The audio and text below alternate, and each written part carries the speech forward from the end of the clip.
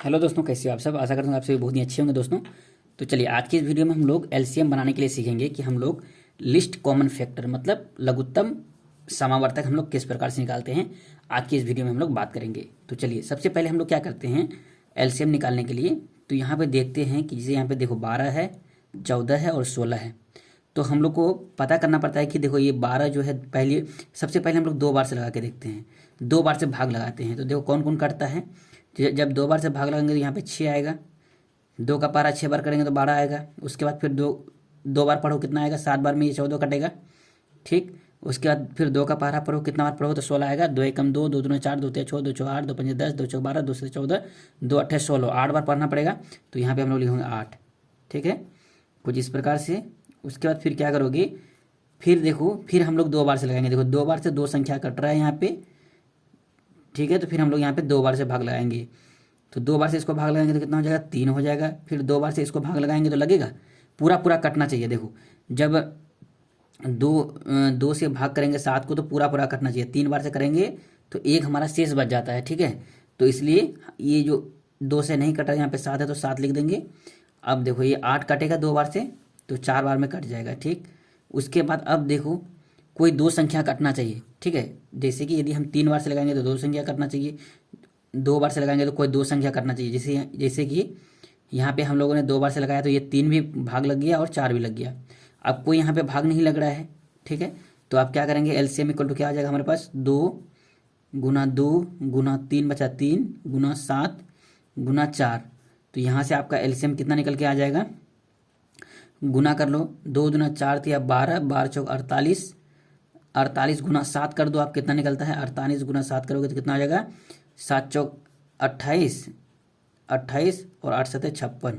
तो दोनों को जोड़ दो कितना होगा, 6 8 5 3 हासिल 1, 336 आपका आंसर हो गया। ठीक है,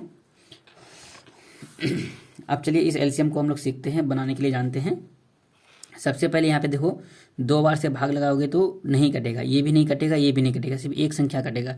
जब एक संख्या कटेगा तो हम लोग क्या करेंगे, 2 बार से भाग नहीं लगाएंगे। अब 3 बार से देखो, तो 3 बार से जब भाग लगाते हैं तो 9 भी कटेगा, क्योंकि 3 का पारा में 9 आता है। 3 के 3, 3 दूना 6, 3 तिहाई 9, 3 बार पढ़ेंगे तो 9 आ गया। उसी तरह से 3 का पारा पढ़ो, कितना बार में 18 आएगा। 3 के 3, 3 दूना 6, 3 तिहाई 9, 3 चौ 12, 3 चौ 15, 3 छः 18, 6 बार में। तो यहाँ हम लोग 6 लिखेंगे। उसके बाद फिर 3 का पारा पढ़ो, कितना बार में 27 आएगा, तो 9 बार में 27 आएगा। ठीक, तो देखो फिर उसके बाद यहाँ फिर भागा लगाओ, कितना बार से देखो, फिर 3 बार से लगाएंगे तो लग जाएगा। 3 बार से लगाएंगे तो 1 बार में कट जाएगा, 3 का 3। ठीक है, और ये 6 कितना बार में कटेगा, 2 बार में कटेगा, 3 दूना 6। और तो 3 का पहरा पढ़ो, कितना बार में 9 आएगा, 3 बार में। तो 3 का 3, 3 दूना 6, 3 9। अब देखो अब क्या करेंगे, यदि हम लोग यहाँ पे 2 बार से लगाएंगे तो सिर्फ यही कटेगा, भागा लगेगा, 3 तो कटता नहीं है।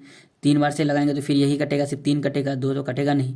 इसलिए क्या करेंगे, और हम लोग भाग नहीं लगाएंगे। अब जो संख्या आया है उसको लिख दो, जैसे 3 आया, 3 आया, 1 आया, 2 आया, 3 आया, तो इन सभी को लिखो। 3 गुना 1 तो लिखते नहीं है, क्योंकि 1 से किसी भी संख्या को गुना करने पर 1 ही आता है, तो इसलिए 1 को छोड़ देते हैं। यहाँ पे 2 लिखा है तो 2 लिखो, यहाँ पे 3 है तो 3 लिखो। तो आपका एलसीएम कितना आ जाएगा, देखो 3 तिहाई 9 तिया 27 दूना 54।